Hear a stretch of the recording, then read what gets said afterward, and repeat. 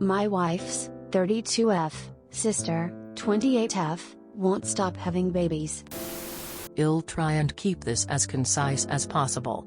My wife, 32, has a younger sister with 4 daughters by the age of 28. We just found out she is pregnant with a 5th child. This will be her 5th child in 7 years.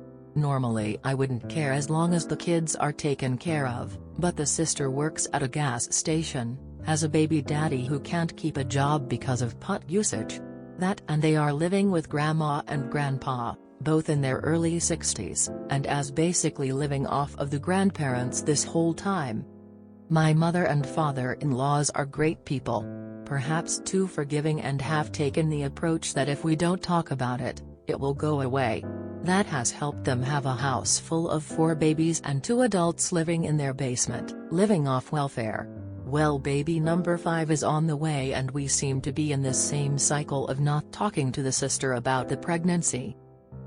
The sister has refused to admit that she is pregnant, despite the clear signs being there, bulge, and some reported morning sickness, that adjust the pattern of behavior over the years.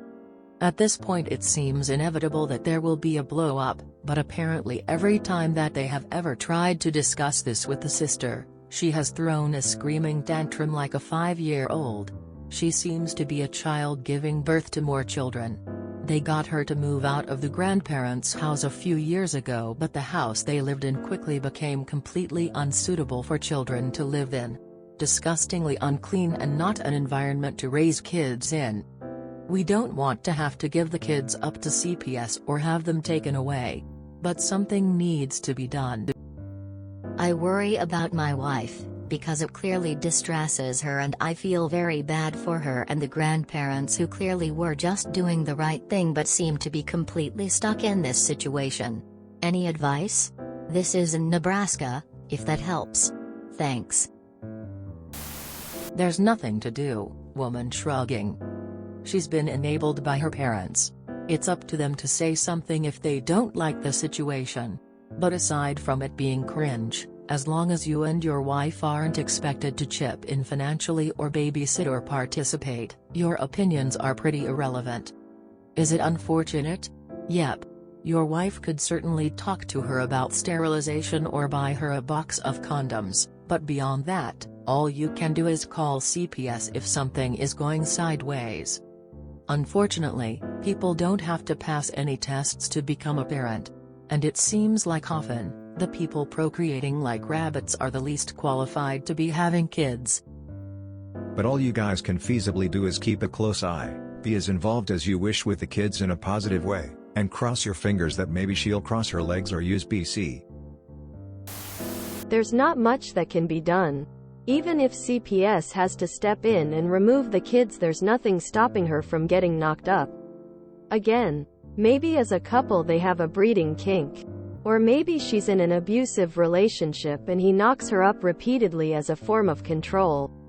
Or maybe she just wants a whole gaggle of kids. It's hard to say. But if she won't even discuss it, then you just have to sit back and do nothing. I have a sister who used the welfare program to the max. Nobody else in our family did this. She is toxic, manipulative, and acts just like your sil. We basically just sat back and watched this dumpster fire grow bigger and bigger because nothing we could do would help. There are usually government housing available in almost every city and town. She could look into them, but that would mean you would have to intervene by talking with her. I would not do that. All you can do is be there for your wife the best that you can. This is your Mill and Phil's doing by enabling them. You can talk and yell until you're blue in the face, and the only thing you'll accomplish is defenses going sky high and you having a migraine. My Mill is an enabler. We gave up years ago, but our parting words on the situation were, when you're no longer able to support BC, she's drained you of everything. We are not picking up the pieces. When you're out of money for retirement from giving it all away, do not come to us. Remember this conversation when you inevitably plan to play the victim. We're not saving you, BC, you allowed this. And we've stuck to it. Unless you have evidence the kid's being abused, there is nothing CPS will do. The only thing you have control over is what you do. If your in-laws kick them out or die, are you and your wife on the same page regarding what you will and won't do for your nibblings?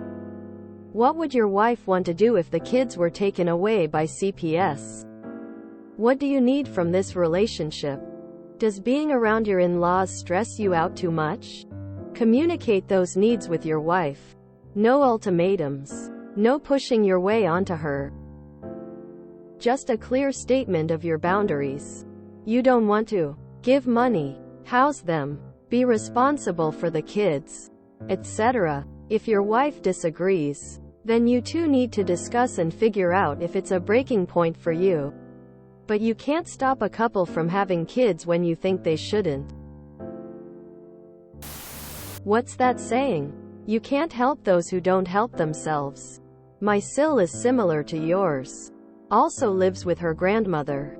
Doesn't work, etc. My husband and I don't have contact with her, but my in-laws basically fawn over her and her kid she has with a fentanyl junkie. They make excuses for her and act like her poor choices and disgusting attitude is just how she is. Over the years, when we'd hear the newest Lexi drama, we'd roll our eyes and ask them to stop talking to us about her. As long as your in-laws enable her, nothing will change. I understand that you feel the need to do something because it's affecting people you care about. But in this situation, you literally have to accept the mentality of, this isn't my problem. You need to recognize that these are grown adults who are perfectly capable of making their own decisions. Your sister-in-law chooses to live this lifestyle. Your mother and father-in-law choose to enable her. It's not your job to create and enforce boundaries for other people. Listen to your wife and support whatever she wants to do, and aside from that, don't let their problems live rent-free in your head. As the bill, you're not expected to take action here. Sorry to say, but there is nothing you can do. This is your in-laws' decision, and either they stop supporting them, and by that quite surely have the children taken sooner or later by CPS, or they keep supporting them. As long as she's enabled, she'll continue. When she's no longer enabled, the whole thing will come crashing down. Offer to pay to have her tubes tied. If the kids are in an unsafe environment, you need to fix it or report it. Your wife's sister and her husband are incapable of fixing it themselves. So it's really up to you how much time you want to invest in these kids. Easiest route is to call CPS and wash your hands of it. It's the worst option for the kids, other than doing nothing, but it's still an option if you aren't able to help. Second option is to offer to care for the kids until your sister and her boyfriend get back on their feet. They may never do that, and they may not agree to you caring for the kids. If they don't agree, you could call CPS and offer to foster. This is the second best option for the kids.